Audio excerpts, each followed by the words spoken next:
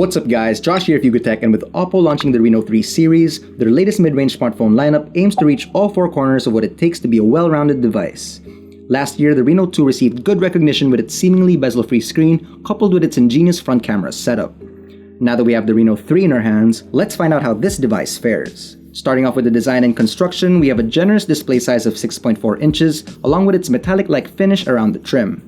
You'd easily expect this device to pack some weight to it, but at 170 grams with a thickness of 7.9mm, the OPPO Reno 3 is quite light to carry compared to other phones out there that share a similar design language. The Reno 3 series is available in 3 different color options: Midnight Black, Sky White, and Auroral Blue, which is what we have as you can see. At the front, the device looks pretty sleek with its thin bezels. The bottom bezel is thicker than the rest of the sides, but is still considerably thinner than most mid-range phones in this category. The Reno 3 skips out on the swivel camera that its predecessor had, and alternatively incorporates the more dated water drop notch design for its front camera housing. Unfortunately, we don't get a notification light for this device, which is an important feature that I usually look for in a smartphone, although some probably wouldn't mind this minor issue. Looking at the back, we can see the metallic gradient finish of the phone that gives a holographic-like reflection under ample lighting, leaving that nice aurora effect that is still subtle to the eyes. The edges are also quite curved, making it easy to pick up and grip. You can find the OPPO logo at the lower right corner, and of course the flash module and main camera located at the top left, which gets a shiny metallic touch around its edges. Like any other phone with a raised camera module, there will be some wobbling when placing its back on a flat surface, but slapping on a case should resolve that issue.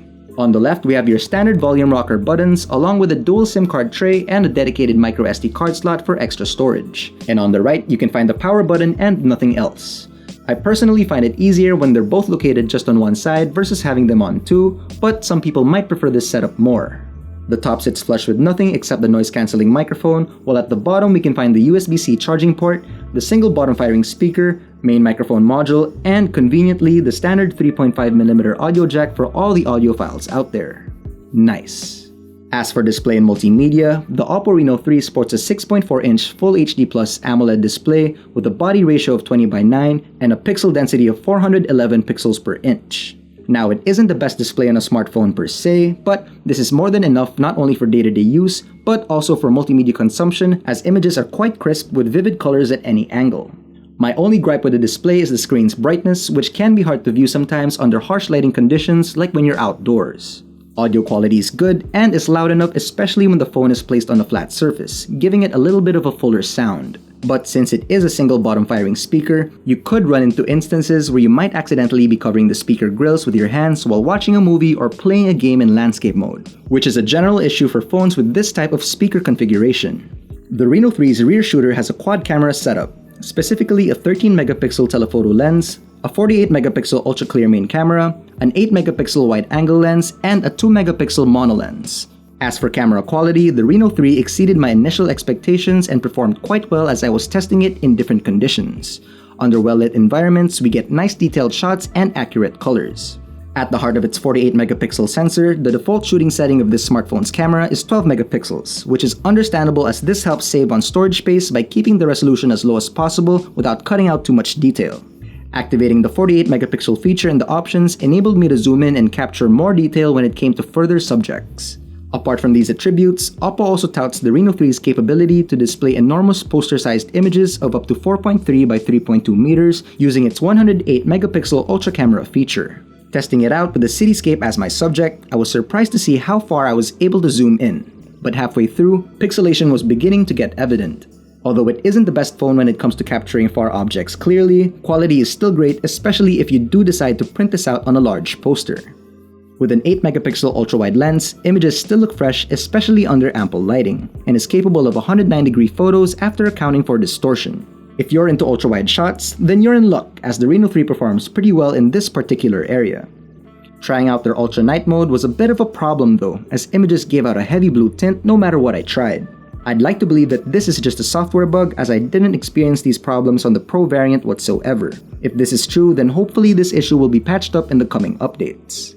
As for the front camera, we get a whopping 44-megapixel shooter that is automatically set to the Smooth and Beauty feature by default. Setting it to natural and proceeding to take some selfies right after, I was able to get some high-resolution shots with hairs and blemishes being quite visible, although it does lack a bit of sharpness, especially when in less favorable lighting conditions.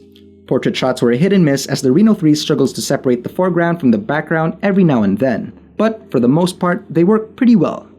When it comes to video, the Reno 3 can shoot up to 4K at 30 FPS and comes with an ultra-steady stabilization feature that helps keep shots looking smooth for those who have shaky hands. All in all, it may not be the best camera phone out there in the market today, but to put things in a better perspective, I wouldn't mind leaving my dedicated camera behind to use this one instead if I feel like being extra portable.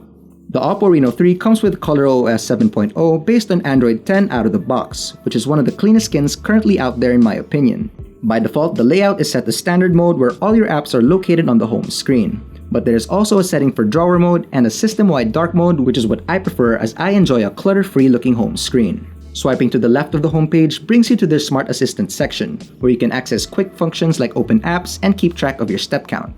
You can even subscribe to more services and view your upcoming events, the current weather, and even add your favorite contacts, which are all convenient to have on one page. Apart from their dedicated apps and Google services, bloatware was almost zero to none.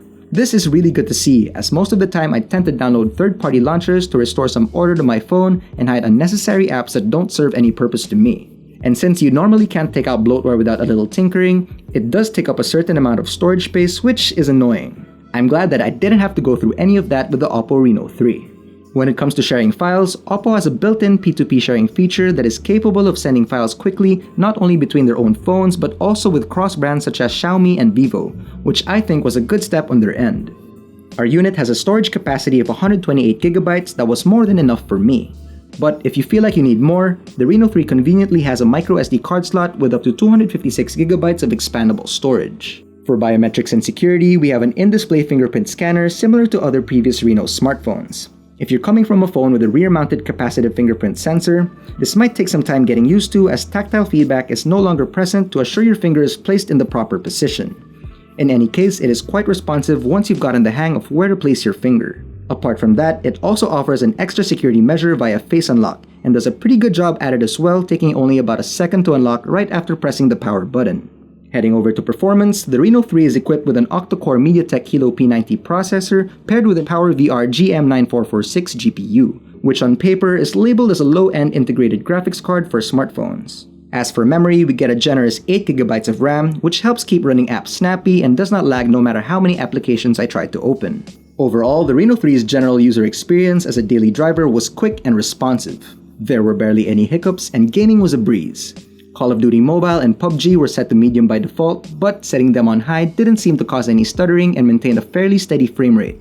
After doing some benchmark tests, we can safely say that the Reno 3 can easily take on heavy tasks as well as moderate gaming. But if we're sticking to facts, there are some entry-level phones and slightly older flagship models out there that share similar benchmark scores at a more affordable price.